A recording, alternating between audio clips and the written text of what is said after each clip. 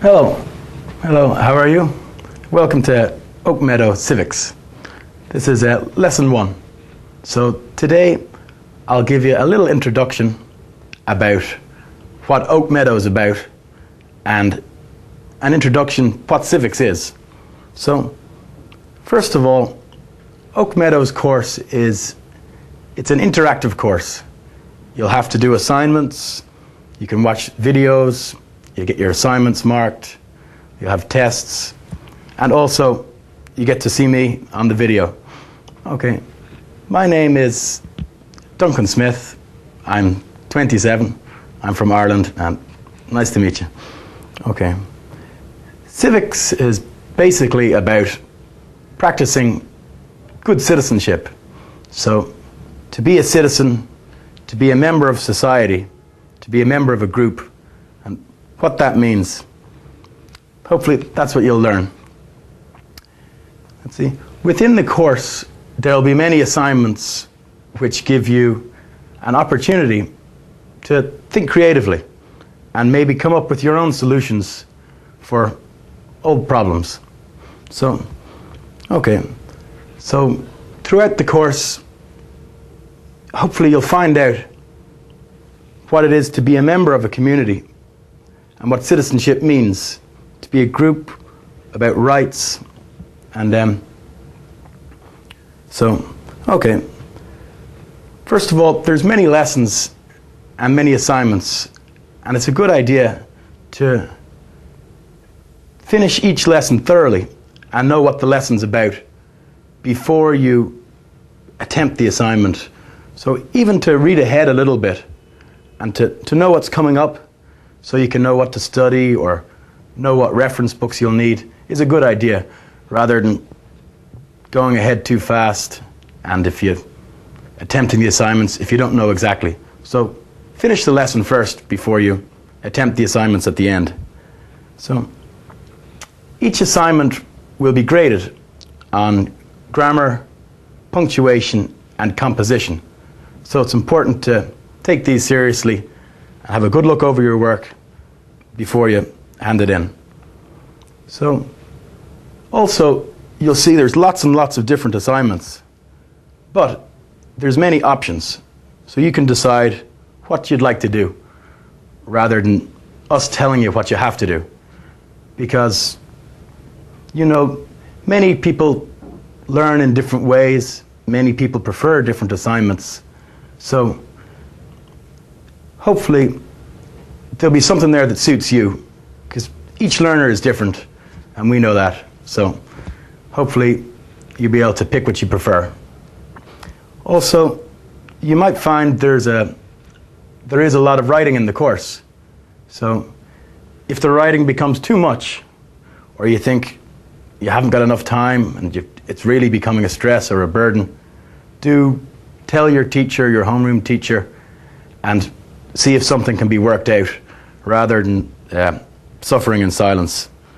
So, okay.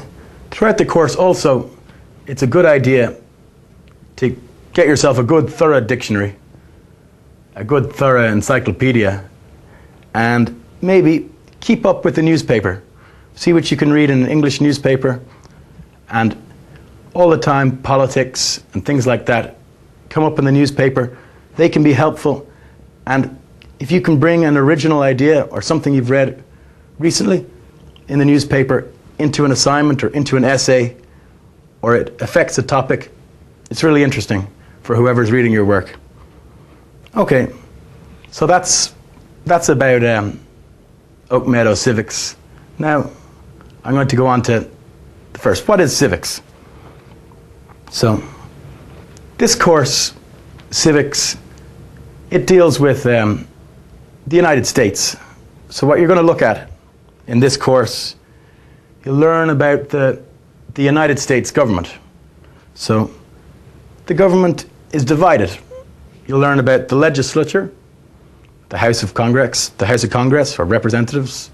You'll learn about the executive, so the president and the people around him.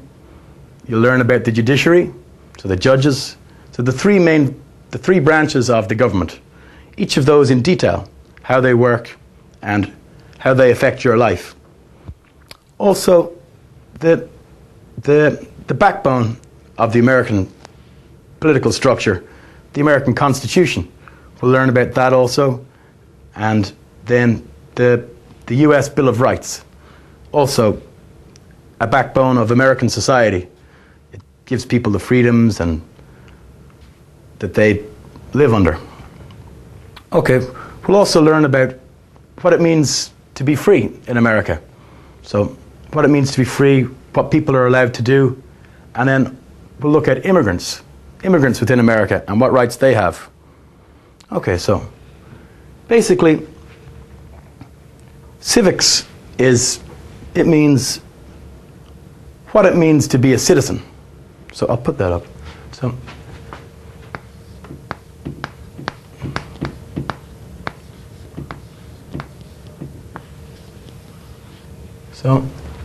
the central concept of civics is what it means to be a citizen. So if you think about it, a citizen is a member of a group. So just like you're a member of many groups, you could be a member of your family, a member of a sports team, a member of a church. As a citizen, you're a member of a larger group. So what responsibilities within that group do you have? That's something that civics looks at. Okay. For a citizen, you have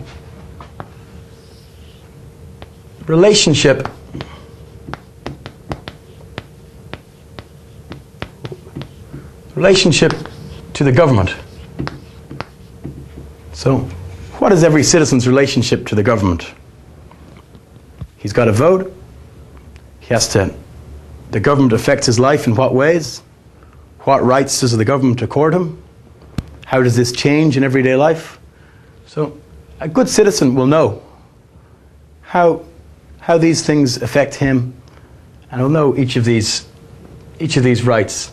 So the relationship to the government is important. Also,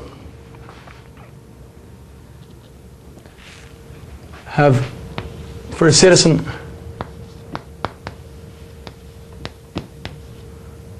rights.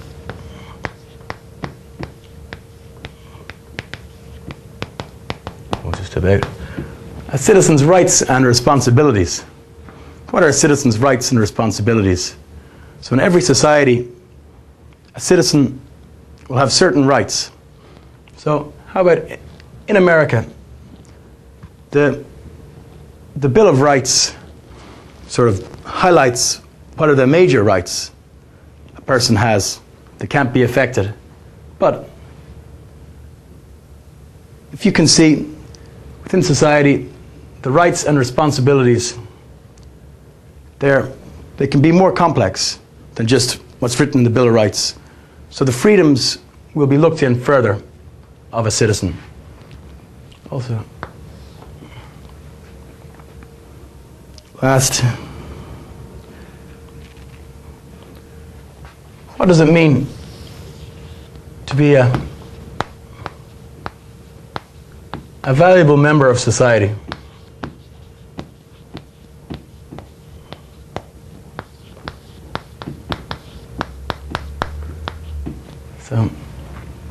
So you can be a citizen, but you don't vote, you don't care about the government, but that's not so good.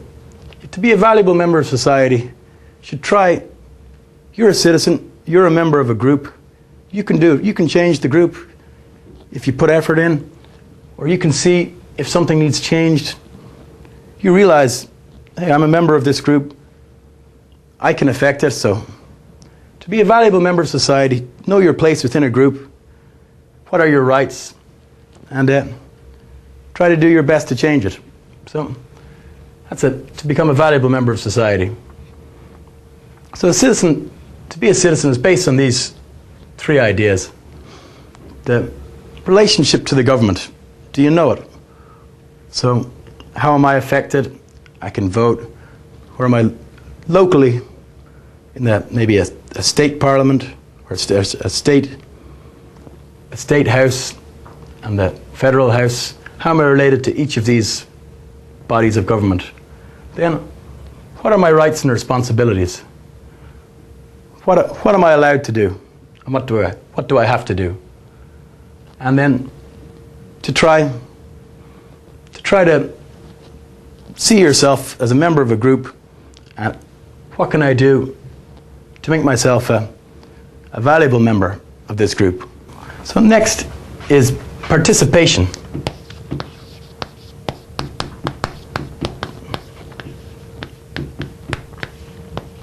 So participation is an idea that's linked to all of these. It's at the heart of the American form of government, that a person understands their government and understands how they can become a part of it. So participation. Also, within the American idea are three main concepts. So equality, freedom, and justice. So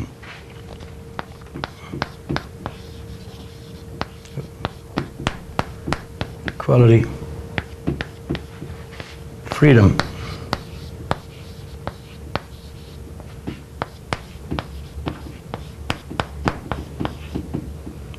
so equality means, again, every person can contribute to the government. Every person is treated the same. So then freedom. Next, each person has the ability to choose where they work, who they associate with, what they believe in, what religion they want to be. Each person has the freedom to do any of these things. And justice is the idea that people are treated fairly within the society. Each action they take is treated fairly. Okay. These ideas are very important, and they're spoken about in songs and poems, and they're a major part of American culture. Some songs you might know. There's Let Freedom Ring, With Liberty and Justice for All, Sweet Land of Liberty, and The Land of the Free.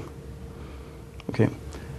For this introduction lesson, there are some assignments which I'll tell you.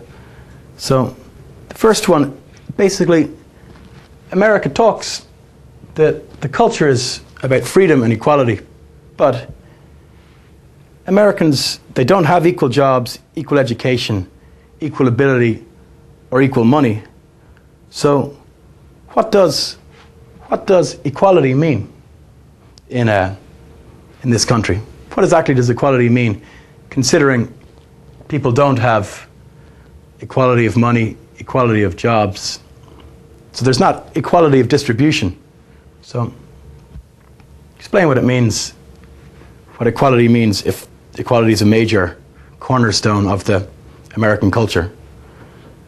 So next one is, we have the freedom to play the kind of music that we like, but we do not have the freedom to walk down the street playing loud music.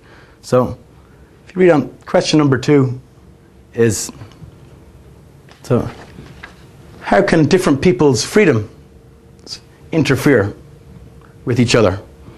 So, and question number 3, describe an example of justice in action in your own life, the life of someone you know, or the life of a public figure. So a question about justice. Number 4, do you think that fairness exists in the workplace today, or are we still working on this? So specifically, what could be improved, if anything? Give examples of both fairness and unfairness to back up your answer. So number 5, give an example of which shows unequal respect, freedom, or justice. So this can be a real example from your life, the life of someone you know, someone you read about or heard on the news, or an incident you can make up. And the last is question number 6. So read the newspapers for 2 weeks and cut out all the articles you can find that tell a positive story about a person or event that contributed to our society. Assemble these articles in a collage or little booklet. next to each article and briefly state the contribution described. Okay, so that's the first lesson, basically an introduction of civics, its citizenship, and the main ideas that underpin the United States and their way of life. Okay, so thanks very much.